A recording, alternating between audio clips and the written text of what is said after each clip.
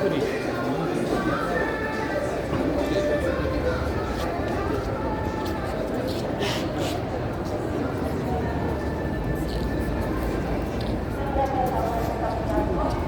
уважаемые мои экскурсанты, мы с вами находимся в главном павильоне выставки. Здесь все 89 регионов представляют сами себя. Понятно, что значит, каждому выделили уголок, каждый в силу своих возможностей все самое прекрасное представил. И встречает нас Камчатка, которая у нас и первый Новый год встречает. 9 часов разницы, у нас в России 11 часовых поясов. Вот сейчас, вот, представляете, уже на Камчатке вечереет. Камчатка страна вулканов, земля вулканов, 30 действующих вулканов, 300 спящих. И вот видите, такой вот телепорт Камчатка организовала. Здесь очень, сейчас мы не будем тратить на это время, но в принципе туда можно зайти и над вулканами полетать. Если у вас будет возможность когда-нибудь в другой день, можно зайти сюда. Очень интересная такая здесь представлена.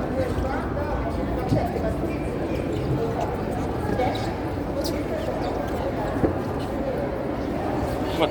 Пока там немножко народу много, давайте вот здесь такой панорамная такая есть экспозиция.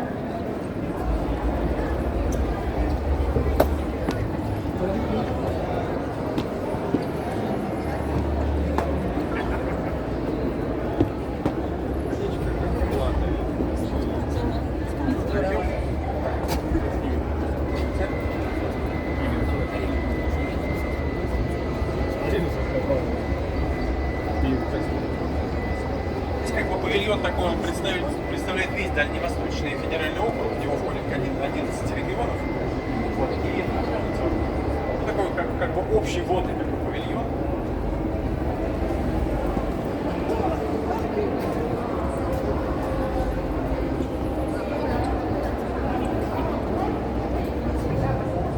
Здесь вот представлены главные транспортные артерии. Вот это синяя Транссибирская магистраль, красная Транссибирская магистраль, Транссиб. Вот видите, от Тайшета отходит Байкало-Амурская магистраль синяя. И вот эта вот белая лента, это Северный морской путь. Да.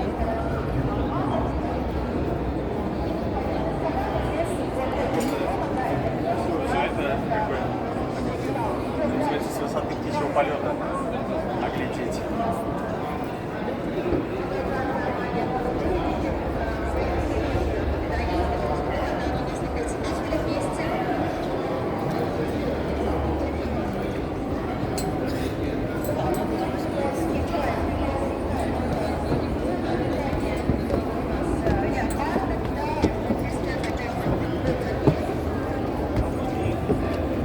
Аккуратно ступеньки.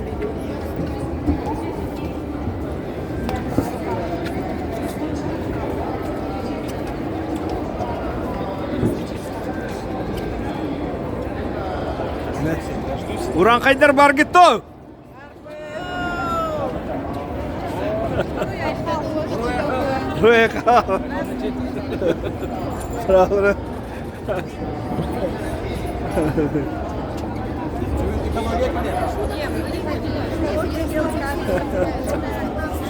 Да. Тут все, в принципе, по кругу закольцовано. Но давайте постараемся все-таки не теряться, да, потому что... Да, все правильно. Ну, я вас... Реактивности, дети играют. Давайте, вот после Камчатки мы сейчас как бы ознакомились как бы с Дальневосточным федеральным округом. Теперь пойдем по регионам. Якутия. Обычно у детей... Не слышно? Обычно у детей спрашиваешь, какие у вас ассоциации с Якутией. Обычно говорят, очень холодно и алмазы. Знаете, как говорят, если хочешь узнать Якутию, надо приехать сюда зимой, минус 45, а чтобы полюбить Якутию, надо приехать сюда летом, когда плюс 40 градусов, плюс 38, резко континентальный климат. И говорят, весной и летом вот эта вот земля, она оттаивает и начинает такими цвести красками, что просто не передать. В Якутии распространен шаманизм. И вот один из символов республики – это мировое дерево. Вот здесь вот оно немножко не видно, а вообще, в принципе, вот его изображают, видите, такими слоями ветки, нижний слой, средний и верхний. Обычно я детям спрашиваю, они все смотрели, по клубам, там, значит, черепаха старайтесь покупать, говорит, прошлое забыто, будущее сокрыто, настоящее даровано. И вот якуты в своем, значит, эпосе Олунхо тоже верят, что Вселенная как бы слоистая такая, знаете, прошлое, настоящее и будущее. И вот эти вот верхние ветки, они самые маленькие, потому что мы их не видим. А мы находимся где-то вот в серединной, вот такой вот, на серединном уровне. Оля, Так, кто-то мне из Магадана, и я сейчас могу наговорить... Да. Что-нибудь не то. Магадан, да. Спасибо вам большое.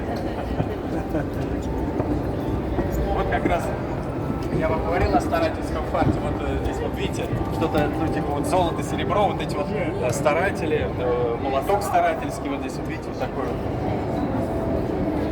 Здесь вот интересно. Здесь, в принципе, все районы такие, знаете, интерактивные.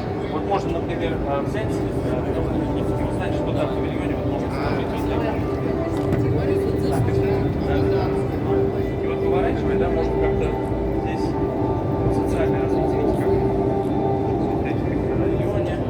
Так, здесь это школа, да, например, там берем другой какой-то.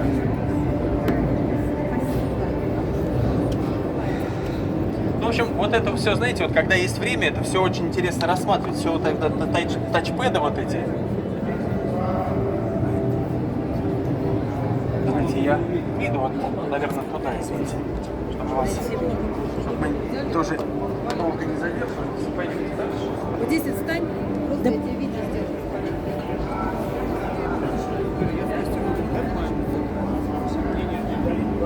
Я больше ничего. Главное не выкладывать, иначе нам скажут, знаем, для чего вы ездите на эти волны.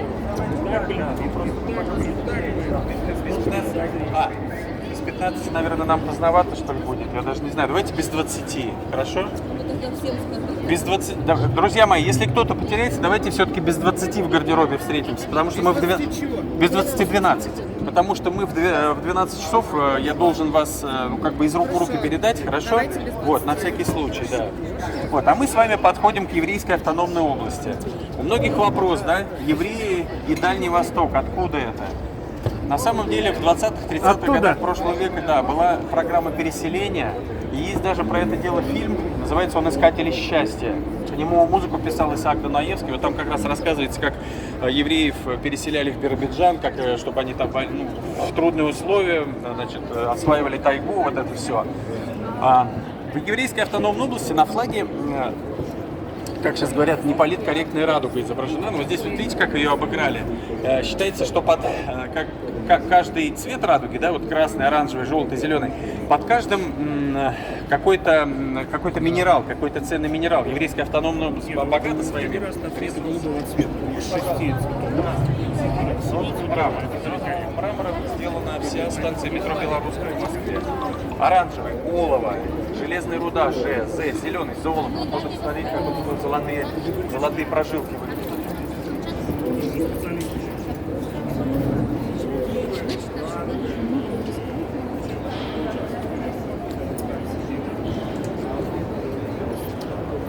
Так.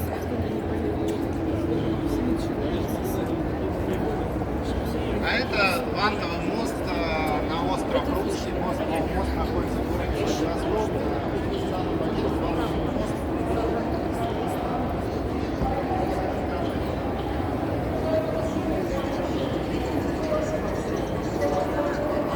Уважаемые друзья, подходите, пожалуйста, ко мне. Подождите, мы будем туда проходить? Да, пройдем. Мы просто немножко вот это вот всегда уголочек этот забываем, а на самом деле Хабаровский край это край самолетов и китов. Потому что в Хабаровске есть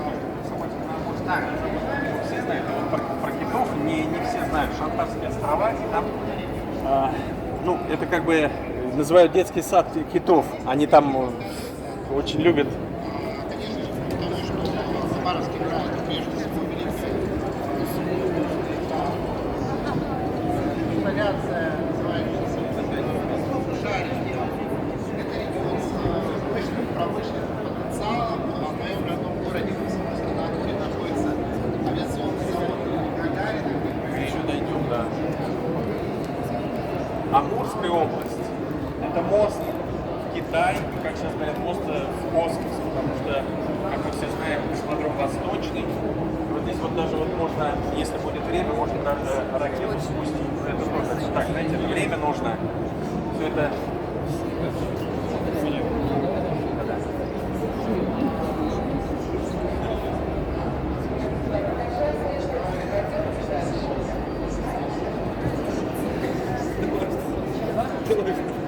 Желательно тоже заострять внимание на интерактивных панелях, если хотите, но это неудобно гулять.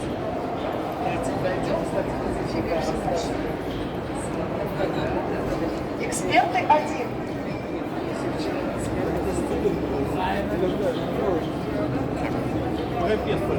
Друзья мои, пойдемте за мной. Современно.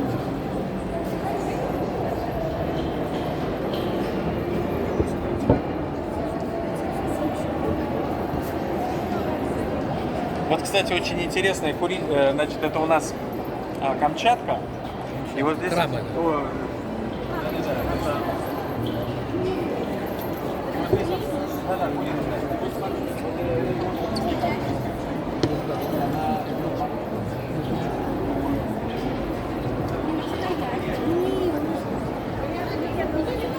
Так, пойдемте. Кто-то...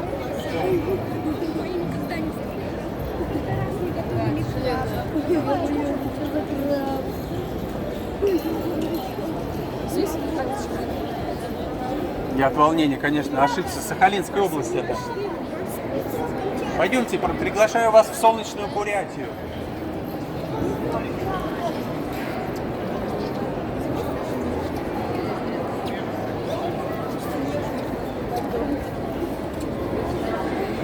Столица Бурятии, город Улан-Удэ, в 2018 году был признан одним из самых солнечных в России. И вот я здесь хочу вам показать, в Бурятии развит буддизм. И вот это вот молитвенные барабаны, их очень круто, их очень быстро раскручивают. На самом деле, значит, их крутят справа налево. В каждом барабане заложена молитва, так называемая мантра. И вот когда человек подходит к этому барабану, он его крутит с пожеланиями, знаете, добра всему живому. И как бы вот эта молитва, которая заложена в барабане, она многократно повторяется. И считается, что это гармонизует Вселенную, и то добро, которое ты посылаешь, оно тебе по кругу возвращается. Вот. Но дети обычно здесь раскручивают все эти барабаны. И, знаете, стендисты обычно говорят, ну как вот жалко, что мы генератор не поместили в эти барабаны, а так бы мы телефоны заряжали. Вот так. Красота. Все пожелал всем хорошо. Да, буряты это кочевники, вот там, здесь вот, к сожалению, сейчас нет. У кочевников три главные ценности. Первое это книга, знания, потому что, когда у тебя как бы нет оседлого образа жизни, ты вот все время на коне, то, что ты можешь всегда с собой взять. Книга. Второе это дети. И третье это скот. Ну и женщины обычно шутят, что и мужья в третью категорию тоже входят. Вот такой огромный камень.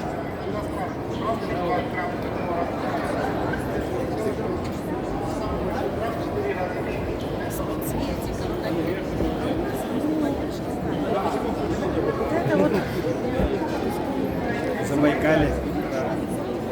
Египетский Забайкалье, золото в русских горах, знаменитая песня. Золото здесь тоже нашли, но началось здесь с серебра. Нерчинские серебряные рудники. И вот это очень знаковая такая штука, друзья мои. Есть, значит, скульптор, знаменитый скульптор и ювелир Даши Намдаков. Дашиним Абальжимаевич Намдаков. Вот он подарил, разрешил на этой выставке представить свои произведения. На самом деле его произведения выставлены по всему миру в крупнейших музеях. В Москве недавно была выставка, тоже очень такая востребованная. Многие, вот видите, это такое сочетание какой-то традиционного представления забайкальских народов с современностью, вот такая абстракция. Вот здесь вот тоже. Да, я не сказал, что наверху это багульник, один из символов, Забайкалья. Мы с вами перемещаемся. Вот, представляете, здесь гордость Курганской области – это центр ортопедии Гавриила Елизарова. Знаменитый врач, который изобрел да? Аппарат Елизарова, да. Казалось бы, ничего сложного, да, но вот на самом деле вот первый человек, который понял, что вот таким вот образом можно и сложные переломы исправлять, и какие-то проблемы с позвоночником. Да, уважаемые друзья, буквально полминуты. Перед вами тот самый аппарат Елизарова, не макет, не экспонат, не образец, реальный аппарат Елизарова, который не только сращивает, но и наращивает кости. Сложнейшие переломы, какие-то патологии опорно-двигательного аппарата, одна нога, когда короче другой, или если вдруг девушки решили сделать себе ноги подлиннее, этот тоже аппарат работает лучше, этого аппарата в мире никто до сих пор ничего не придумал. В 1951 году возникла идея, аппарат был создан, а только в 1969 признали мировая известность поступила, благодаря Валерию Брумелю, нашему олимпийскому чемпиону. А у нас есть такое поверье, надо обязательно взять в руки этот аппарат, чтобы никогда на себе его в будущем не носить, не испытать и не попробовать. Да, такой вредный гость был, да, много вопросов задавал сильно. Вот, на самом деле около 14 тысяч пациентов в год проходят через Курган. Пациенты есть практически во всех странах мира. И самое главное то, что... Подержать. Чтобы никогда с ним не сталкиваться. Да, только получать, то есть люди приезжают на реабилитацию. Но в Курган приезжает и лечиться на лечебные озера, у нас соленые озера, санатории. Так что будет время, забегайте. Спасибо. Спасибо вам. Спасибо. У нас еще земляника говорят. Хотел пошутить, но не стал. Комары. Так, Ямало-Ненецкий автономный округ. Вот мы видели с вами елочку, да, красивую. Ямал — это прежде всего газ. У нас как? У нас Ханты-Мансийская — это прежде всего нефть, ну там и газ немножко. А на Ямале в основном газ. Вот видите, вот такой тюльпан газовый здесь представлен в павильоне.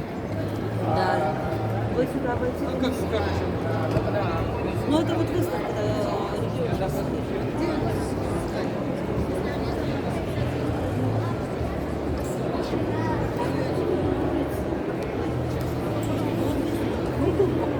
Белые мишки.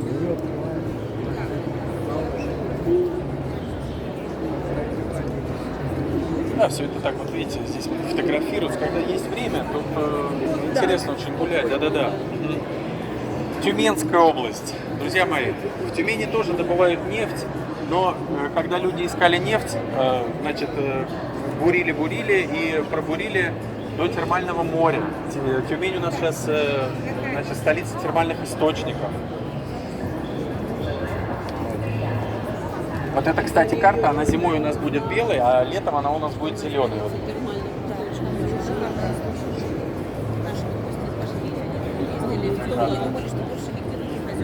Свердловская область. Железоделательные заводы, Демидовские. Регион, в котором все знают о металле. Вот когда оформляли этот павильон, 300 килограммов металла вот сюда вот на пол было использовано. Представляете? Пойдемте. Здесь можно побывать внутри доменной печи, нам обязательно надо воспользоваться этой возможностью. Сейчас, минуточку. Давайте. Там жарковато? Да. Я просто сауну забыла. Да. Душевка. Смотрите, как они Классно. Эйфелева башня сделана из нашего металла.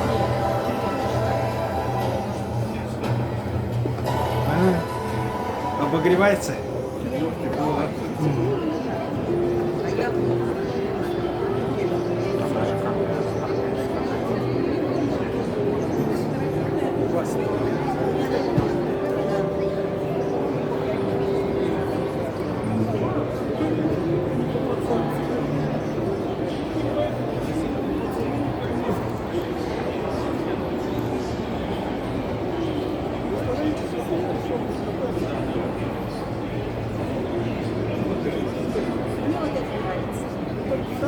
Возле платья. Возьмите эту тетю за руку. Так. Друзья мои, хотите за мной? Я немного отвлекся.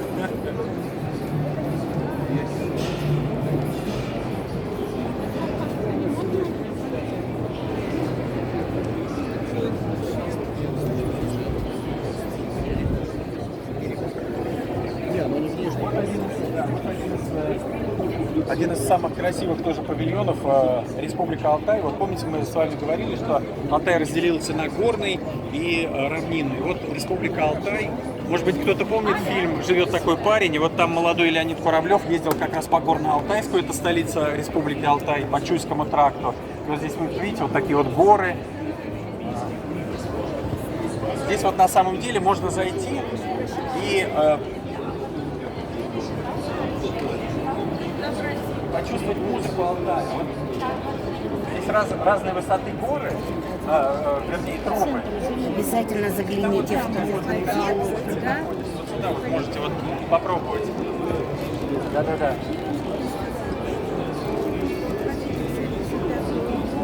Неохота уходить. Да, вот такая, да, вот как будто, ой, простите, как будто внутри колокола оказался. Здорово.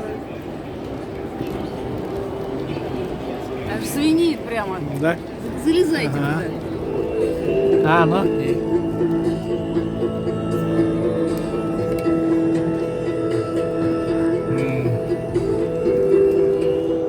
Ага, алтайская музыка.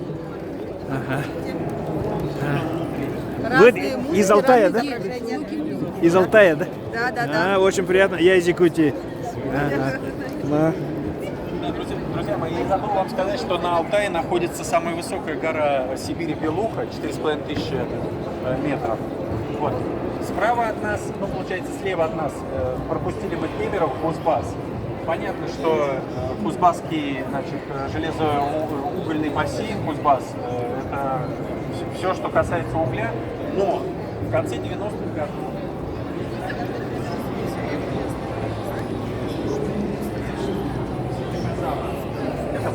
динозавр-попугай с острым клювом. Это очень редкое явление, когда не по частям, а вот именно целый скелет находят. И вот его, ну, тоже спорят, в натуральную или величинную, или немного увеличили, но в любом случае вот у нас вот такой вот есть экспонат, да, и еще сейчас в Кемерове очень развивается туризм, горнолыжный курорт Кишерегеш с самым длинным снежным, значит, сезоном.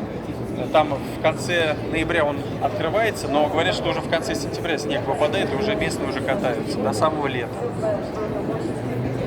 Пойдемте дальше. Да, вот Енисей — это Красноярский край, вот не случайно, а перед этим Хакасия. Хакасия чуть великий Красноярского края. И вот я в феврале ездят на озера в Хакасию. Представляете, нам не надо никакие моря. Вот здесь вот мы купаемся, загораем. Вот, а это вот тот самый, да, Енисей.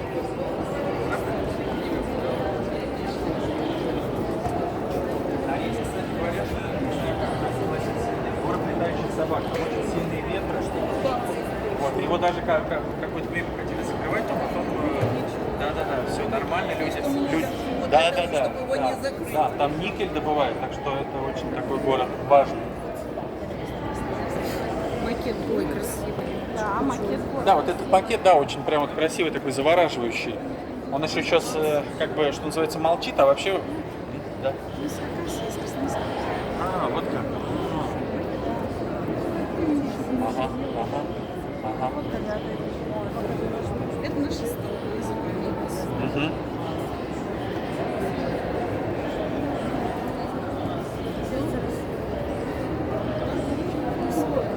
Это Красноярск. Красноярск? Нет,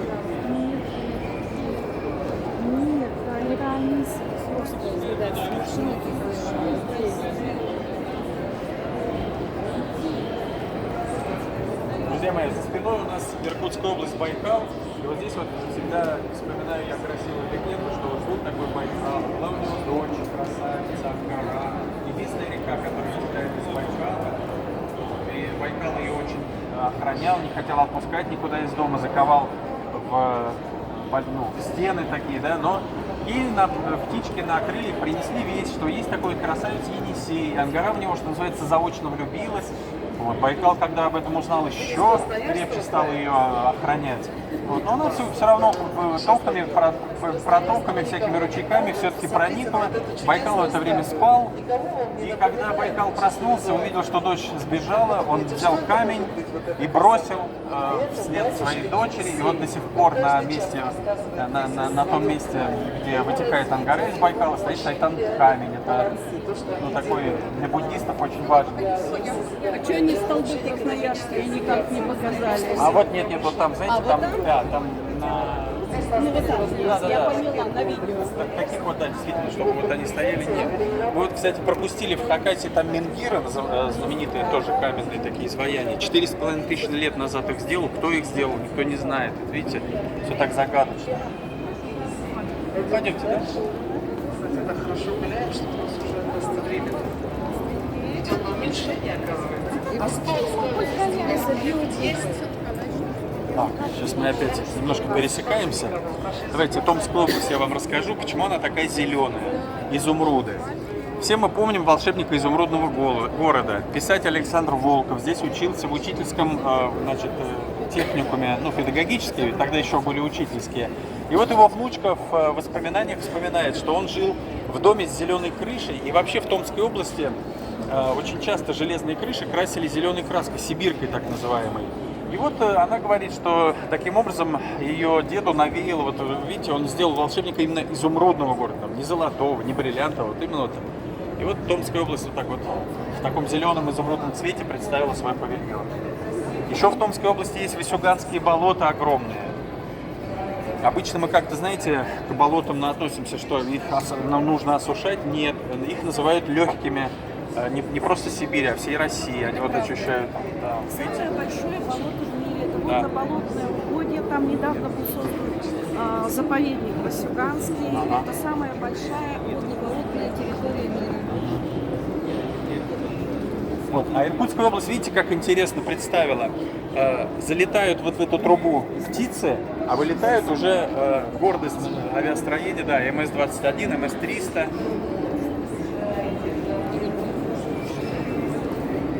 Так, пойдемте пока в Туву зайдем, пока, чтобы не пересекаться с другой группой. Тува тоже такой загадочный регион, видите, самобытный. И вот опять же эти скульптуры Даши Тамдакова. Здесь вот тоже, видите, фотозона такая красивая.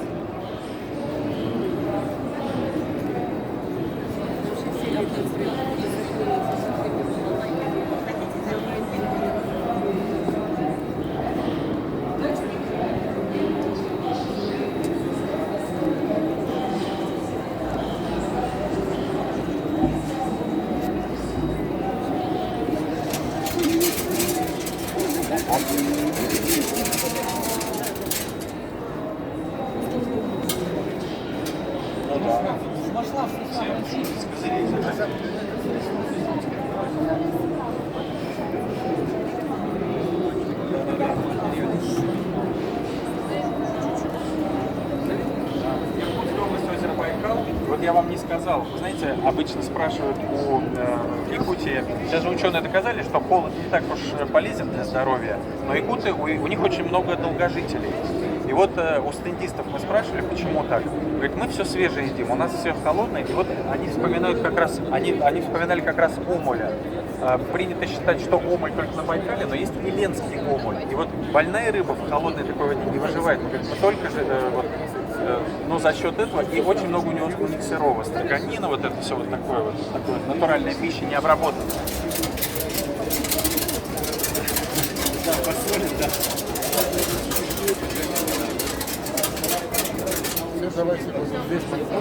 Еще место добычи нефрита, и вот как раз здесь люди представлены такие сапоги. Это настоящий нефрит, но обязательно хотя бы Омскую область тоже заглянем. Уважаемые гости.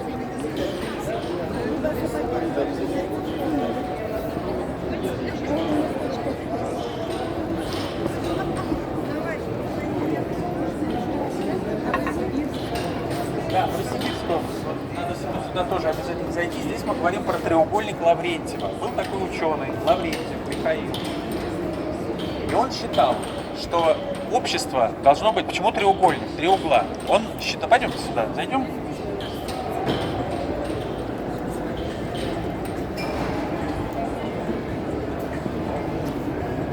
Он считал, что для гармоничного развития общества оно должно как бы на трех китах базироваться. Значит, образование, наука и обязательно реализация научных значит, знаний. Вот не просто это какие-то да, такие, но сухие знания, а вот именно реализация. Практические решения. Да, практические решения. И вот именно из-за этого пошел вот этот треугольник Лаврентьева, видите, и павильон тоже закручен в виде треугольника. Начать и закончить.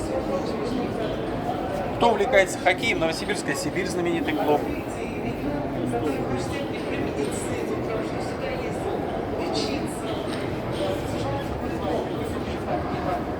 Вот видите, это дань тоже книгам, знаниям. Вот как раз Лаврентьев много книг написал. Как бы это не маленький факт такой, да, говорящий о том, что насколько помимо общей научной деятельности они ценят. Так. Омская область это место значит, постройки ракеты Ангара. И вот у нас здесь макет, вот, ну, часть Ангары стоит. Туда тоже можно, если вот время есть, потому что только по 3 человека пускают, поэтому мы тоже не сможем зайти, но там как бы можно полетать. Ну, пойдемте зайдем пока, чтобы с группой не пересекаться. Здравствуйте. Это же у нас Омская арена, да? А, да.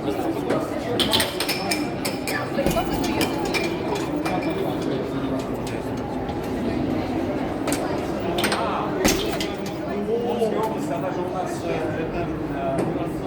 родина, не родина, место белогвардейское такое, да, и вот видите, вот золотых ручках, мы увидим такую увлекательную песню, ему посвящен этот уголок. Типа почти личные вещи. Да.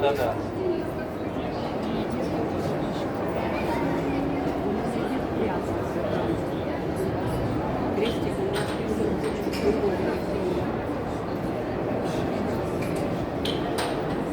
Аккуратно, друзья мои, здесь ступенька.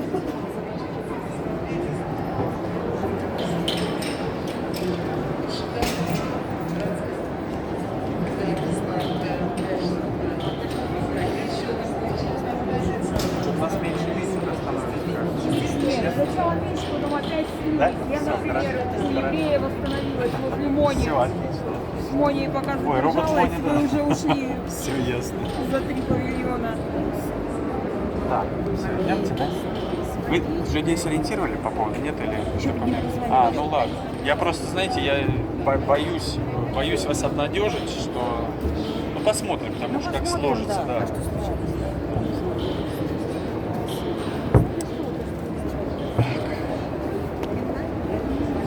Вот мы с вами дошли до Северо-Западного федерального округа, Ленинградская область. Единственный регион, который не граничит ни с одним российским регионом, полуэксклав. Ну, понятно, да, что Кёнигсберг бывший.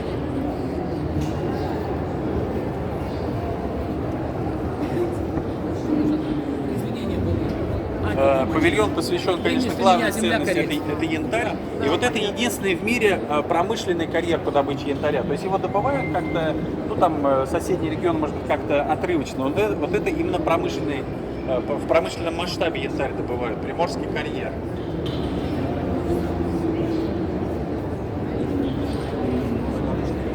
Архангельская область. Это, видите, вот здесь напоминает нам, что это, значит, колыбель российского флота. Вот этот вот, кстати, человек, это Степан Писахов. Это сказочник. И говорят, чтобы была удача, надо обязательно его за руку здороваться с ним. Это реальный человек, писатель, который, ну как бы вот, архангельцы, все его, архангелогородцы все его знают. Он жил на 19-20 веке.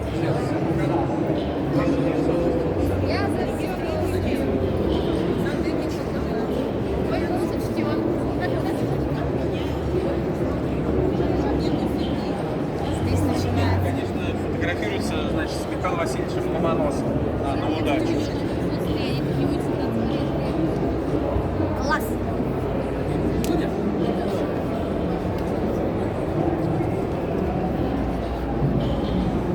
Вологодского. Вологодский кружево. Мы потом с вами еще посмотрим, там есть Михайловские кружева в Рязани. Они это единственные кружева, которые цветные. Вот это все не цветные кружева. Вологодские, Елецкие.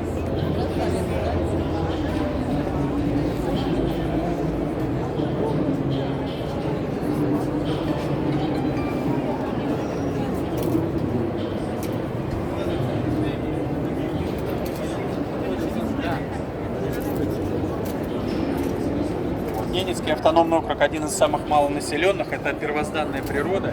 Вот здесь вот это Ягель же, да, по-моему?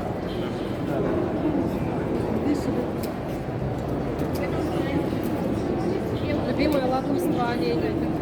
Карелия.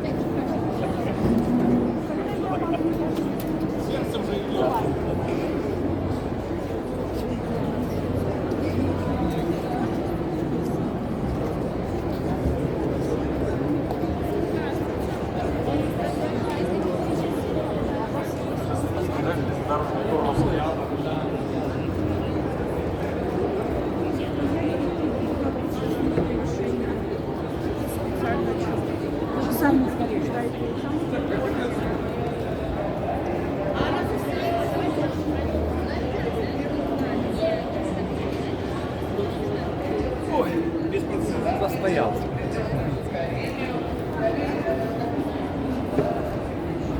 У нас идет экологический день экологии сегодня. Вы можете отправить открыточку даже на карельское подскажем. А Сергей Геннадьевич? Сейчас тоже группа Псковской области. Святая равноапостольная княгиня Ольга, с которой она начала прививать христианство, и она заложила первую основу государственности. Это 10-й век.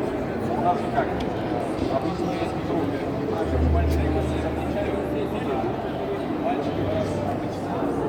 свою территорию, прокладывает какие-то новые маршруты, а девочки все гармонизируют. И вот она первый человек, который решила, что лучше договариваться, чем воевать. То есть В Псковской области нас встречает княгиня Ольга и Александр Невский. Псковская область наша. Уже 13 век.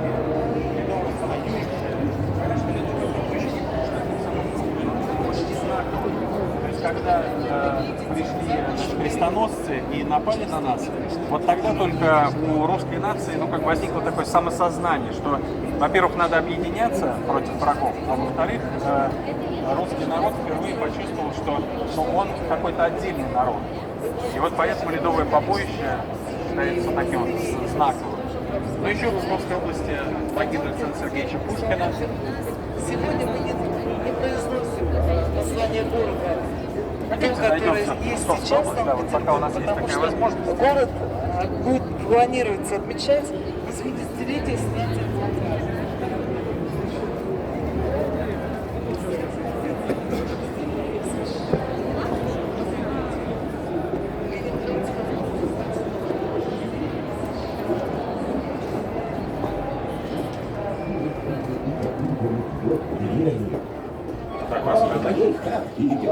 Рогами забоду и хвостом замету. Зашли посмотреть.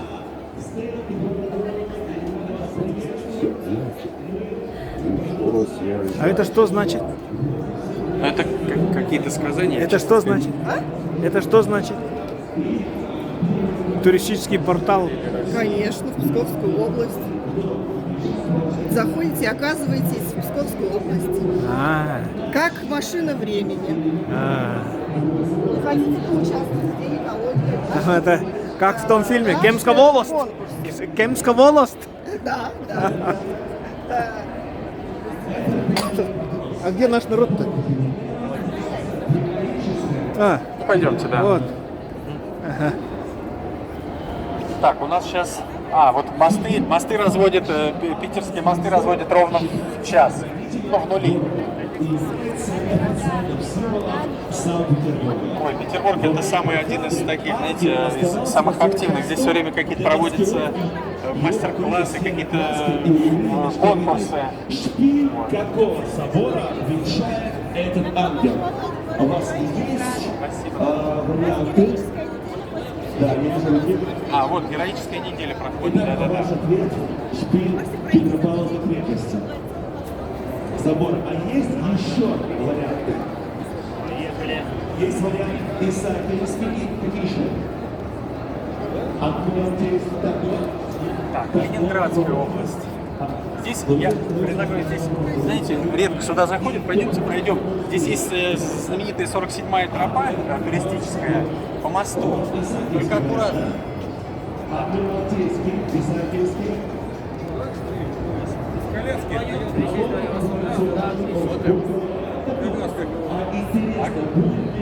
Друзья мои, по мосту аккуратно проходите.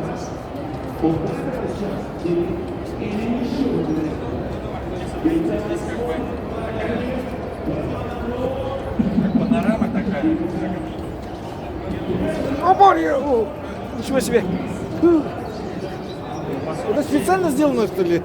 Предупреждать надо. Возможен травматизм. Вы когда идете, такое ощущение создается, как будто картинка крутится, как будто вы гуляете.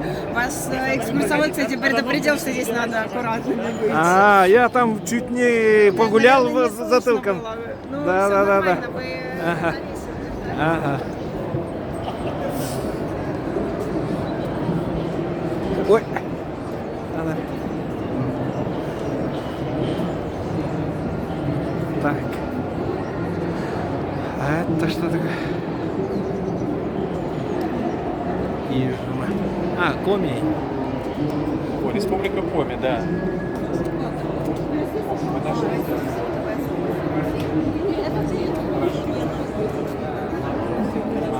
Мы просто в Ленинградскую область заходили. Вот здесь вот интересно. Это как бы начинается расцветает яркими красками, начинается целый путь. Это просто тоже, вот, понимаете, надо приходить и прям вот заниматься. Да. У нас, к сожалению, не так много времени.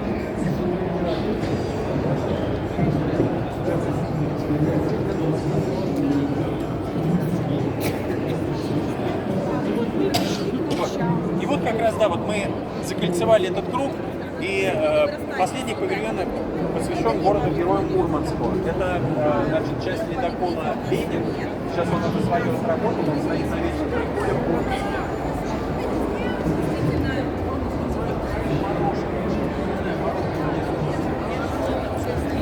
Морожку собирали, там морожка. Там есть один нюанс, что морожка растет там, где ходят медведи. Да, часто. Вот, и еще, ну вот, я не знаю... Морожка, брусника и... Ага, ягоды, да? Вот видите как. Вороника. В Мурманской области представлена практически вся таблица Менделеева, но здесь вот стендисты так творчески подошли и назвали эту таблицу Мурмантелеева. Такая постоянная. Ну это вот эти еще памятник Алёше, да, знаменитый памятник защитникам, да, Заполярья. Их